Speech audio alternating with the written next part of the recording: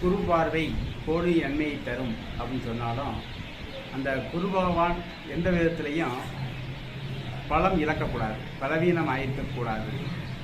அவ்வாறு பலவீனம் ஆகியிருந்தால் அது பங்கப்பட்ட குருவாக மாறும். அது எப்படி குரு பலவன் நடக்கும் அப்படிங்கிறப்ப குருவோட ராகு பகவான் நிழல் கிரகமான கேது பகவான் கூட இணையலாம். கேது இணைந்தால் கூட குரு பலம் பெறும். ஆனால் ராகு பகவான் செம்பாம்பு என்று சொல்லக்கூடிய இந்த ராகு பகவான் இணையும் பொழுது குரு தன்னுடைய இயல்பான பலனை இழக்குது. குருவுக்குள்ள ஆன்மீக பலன், ஆன்மீகம், கல்வி, அறிவு, பணம், பதவி, பட்டம், புகழ், கல்வி, ஞானம் போன்ற அமைப்புகளில் சில பங்கங்களை உண்டாக்கி விடக்கூடிய அமைப்பு, சில பகுத்தறிவுவாதியாக ஆகுவது, இதெல்லாம் குருவோட ராகு சேர்றது, அல்லது குருவோட சனி நெருக்கமாக இணைகிறது, அல்லது இந்த குரு பகவானையே சனி பார்க்கறது. ஓகேங்களா? இதெல்லாம் குரு சண்டால யோகம் என்று கூட சொல்லப்படுகிறது. அப்போ குருவை பலம் இழக்க வைக்கிறது, பலவீனப்படுத்துறது, குருவையே பாவத்துவமாக்கக்கூடிய நிலைகளில் இருக்கும். இப்போ இது போன்ற நிலைகளில் இந்த குரு பகவானுடைய பார்வை அப்படிங்கிறது முழுமையான பார்வையாக இருக்காது. இப்போ இந்த மாதிரி காலகட்டங்களில் இந்த குரு பார்த்தால் கோடி நன்மை அப்படிங்கிறது கூட பாதிக்கப்படும். சில நேரங்களில் குரு பகவான் நீசமாகி பார்க்கறது கூட ஓரளவு அந்த பார்வை பலன் பெரிய அளவுக்கு பாதிக்காது. ஆனால் அதே குரு பாவக்கிரகங்களான ராகுவோடு இணைகிறது, சனியால் பார்க்கப்படுறது.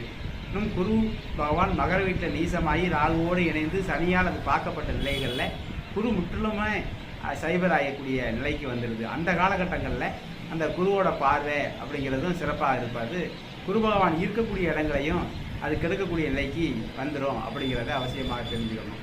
இவ்வாறான குரு பகவான் தான் பங்கப்பட்ட குரு, பலவீனமான குரு அப்படிங்கிறோம். அந்த குருவோட பார்வை அப்படிங்கிறது பெரிய அளவுக்கு நல்ல பலனை தருவதில்லை. அந்த குரு பகவான் இருக்கக்கூடிய இடத்தை விட்டையும் நல்ல பலனை தரக்கூடிய அமைப்புகளுக்கு வந்துடுறதில்லை. அதுக்கு அடுத்தபடியாக குரு தசையுமே அந்த வரக்கூடிய காலங்களில் கடுமையான கஷ்டங்களை, நஷ்டங்களை சோதிடருக்கு தரக்கூடிய அமைப்புக்கு வந்துடும். இதுதான் முக்கியமாக தெரிந்து கொள்ள வேண்டும். மற்றபடி இயல்பான குருவாக இருந்தால், தனித்த குருவாக இருக்கக்கூடிய நிலைகளில் அந்த குருவோட பார்வை தான் கோடி நன்மையை தரும் அப்படிங்கிறத தெரிஞ்சுக்கணும். தனித்த குருவாக இருக்கக்கூடிய நிலைகளில் சில நேரங்கள் நீங்கள் கேட்கலாம், ரிஷப துலா லக்கணங்களுக்கு குரு பகவான் அவயோகராச்சே, அப்போ அந்த பார்வை கெடுக்குமான? அது பெரிய அது போன்ற நிலைகளில் கூட கெடுப்பதில்லை.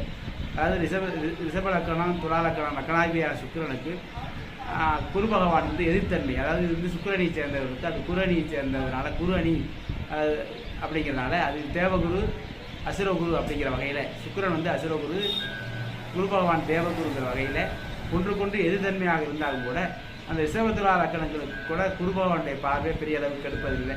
அது நல்ல பலனையை தரும். குரு பார்த்தால் கோடி நன்மை தருங்கிற வகையில் சேர்த்தரலாம். ஆனால் குருவோட ராகு சேர்றது, சனி சேர்றது, குருவை சனி பார்க்கறது, இதுதான் பங்கப்பட்ட குரு அப்படின்னு